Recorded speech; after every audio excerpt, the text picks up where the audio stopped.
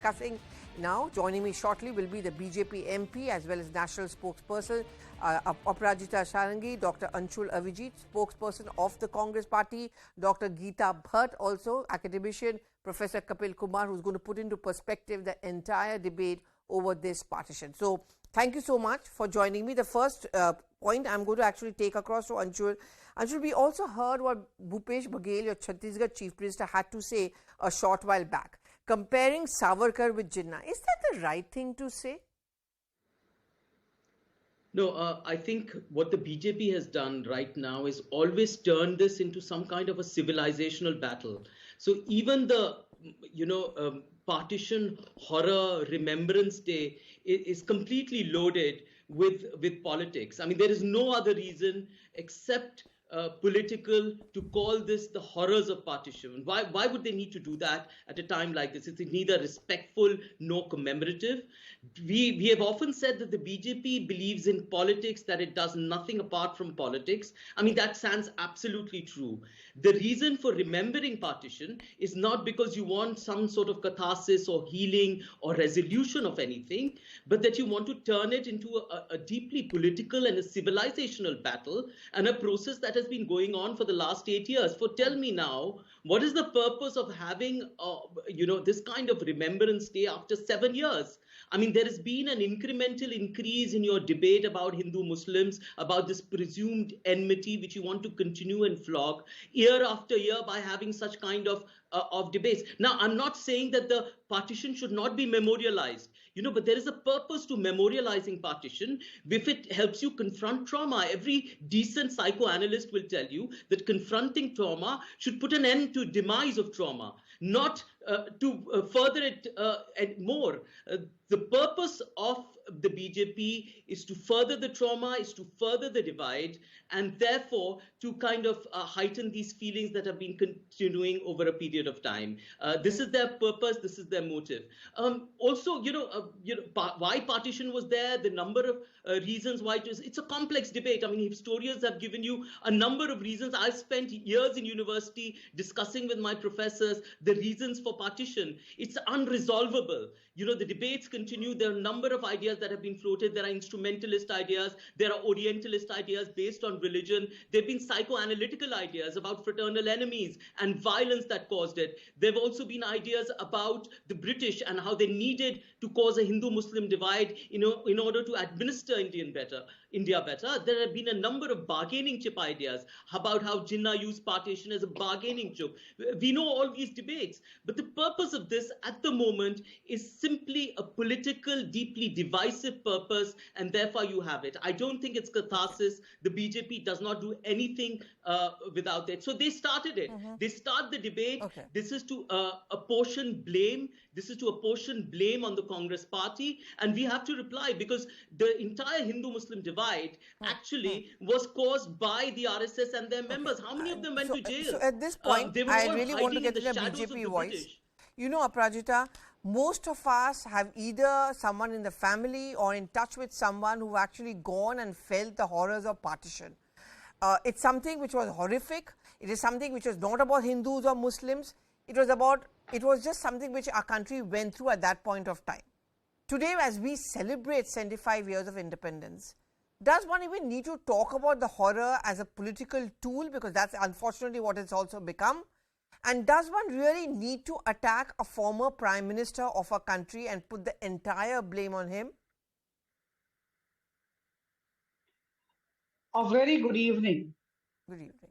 I must say that there are certain things which should be above politics. And let us refrain from seeing politics everywhere. Whatever actions that are being taken by the Prime Minister and his team does not mean that we intend to indulge in politics. Now here, we are trying to remember, when about 60 lakh people from Pakistan had come to India and around 65 lakh people from areas of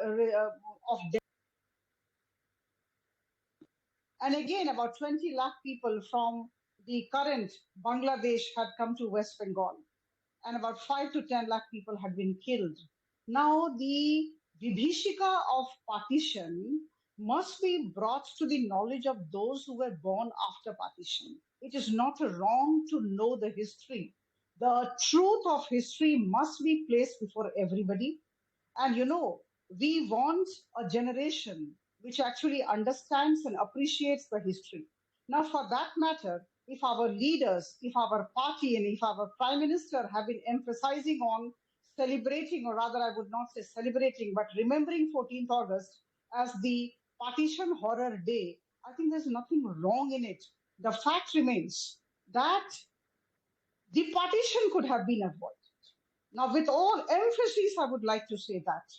And for 2 full days, I would like to mention here that for 2 full days, nobody knew where was that line of partition. Only Cyril Radcliffe knew, Nehruji knew, and Jinnah knew. And if you go through the pages of history, if you are absolutely non-partisan in your approach, not from the point of view of Congress or BJP, as an Indian, if you read the history, you will realize that both these leaders, with all regards for these two leaders, Nehru and Jinnah, they wanted to assume power in the respective countries. They would have negotiated with the British. British, of course, wanted to divide us. That was their policy, the basic policy.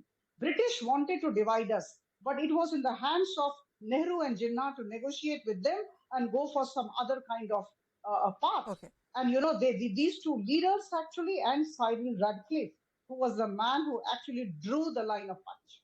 Okay. And for 2 full days, people did not know where were they heading to, whether this part of the line or that side of the line. It was so very unfortunate. Which is where I'm coming back. That do we need to... drawing of the line had been kept as a secret. Okay. Okay, fair enough. Aparajita, I'm just going to go to... I'll just come back to you. I'll just come back. See, we have two other guests. It's a little unfair, if I don't go to them. I'm just going to come back to both of you. Sure. Dr. Geeta Bhatt, the point which Anshul was making at the beginning of the debate, and because I find that interesting and also very pertinent, that it remains a grey area. The whole idea of partition of India perhaps has not been defined or evolved completely. Do you think that's the reason why today, when we should be celebrating 75 years of independence, 75 years later, we are still trying to figure out what went wrong or did something go wrong during the partition of India? Pallaviji, definitely, the 75th Independence Day has a very special meaning for each one of us Indians. But at the same time, we all are aware partially of many things which happened in history.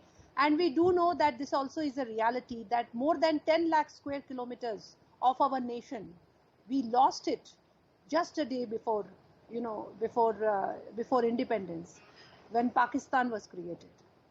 And we do know that the division of this nation, it happened because there was a certain section of people who refused to be part of a secular society and asked that it is based on their religious identity that they needed to live separately. And also at the same time, those who were in a position to negotiate and talk to the British and who could have averted it, who could have looked for means to avert it at that time. And there were many such possibilities. And that is what is something that is discussed or that needs to come out in light, that needs to come out. And people of this country must know actually what happened, because there are many such aspects of the history that have been hidden for too long, whether it is from the, the syllabus of the schools or of the academic syllabus of the universities. So it is important to understand that we need to, all Indians, we need to be united at least on this issue, that the partition of this country was something which is very unfortunate, and we need to remember it so that these kind of, this utter mistakes which happened, they are not repeated in future. Okay, so you call it a mistake. That is something which is very... You call it a mistake.